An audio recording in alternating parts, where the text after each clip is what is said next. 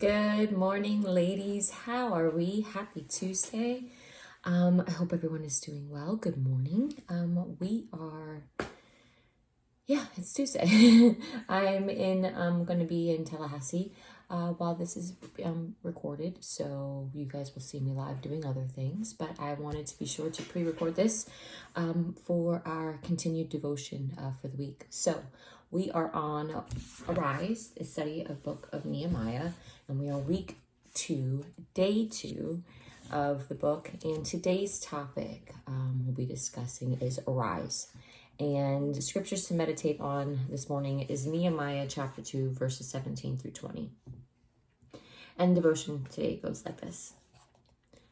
Nehemiah now has the task of not only beginning the work of rebuilding the wall of Jerusalem, but also of encouraging the discouraged people to help him do this work. The people had seen failed attempts and were weary.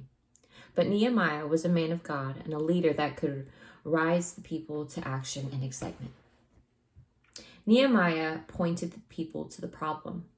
Not only was the wall broken down, but it was bringing reproach on the people and most of all on the name of God. Nehemiah encouraged them to work for God's glory and not their own. Nehemiah stirred in their hearts a desire for God's kingdom to go forth. Can't you feel the excitement as you read? What a sweet reminder for us to be passionate about building God's kingdom so that way we can live out the words that Jesus taught us to pray for God's kingdom to come and his will to be done on earth just as it is in heaven. Nehemiah is an example of how to lead and encourage others. He didn't call them out for not fixing the problem before he arrived. He did not make himself seem better than them. Nehemiah was well aware of his own need before the Lord, which we saw in his prayer in chapter 1. When we spoke of the need, he included himself. He also included himself in the call to build.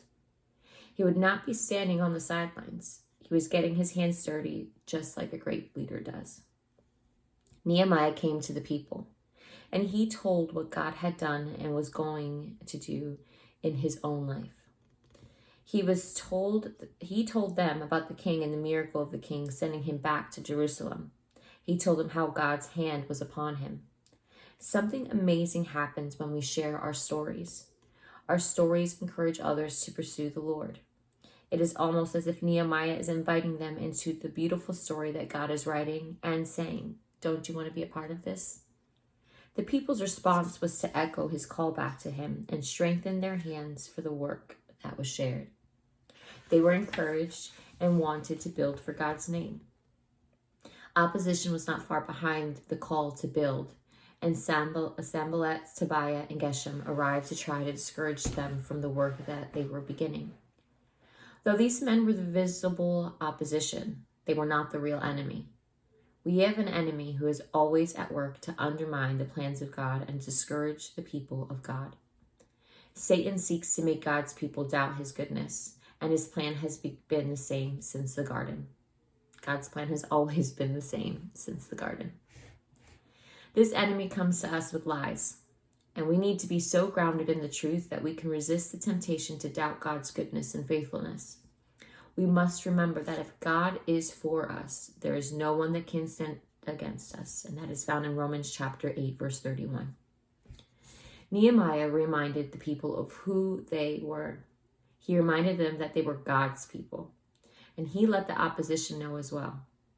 The enemy has no claim over the people of God. We need to be reminded of who we are so that we can stand against our enemy. We can stand firm in our identity as God's people who have been chosen and set apart. We are his. We have been called out of the darkness and into his light, found in 1 Peter chapter 2, verse 9. And we can preach the gospel and the goodness of God back to ourselves when we are tempted to be discouraged. We can look to the cross and be reminded that God has given everything for our good and his glory.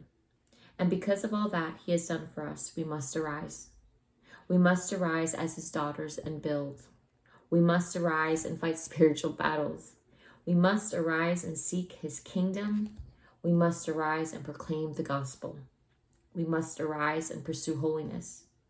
We must arise and put our sin to death.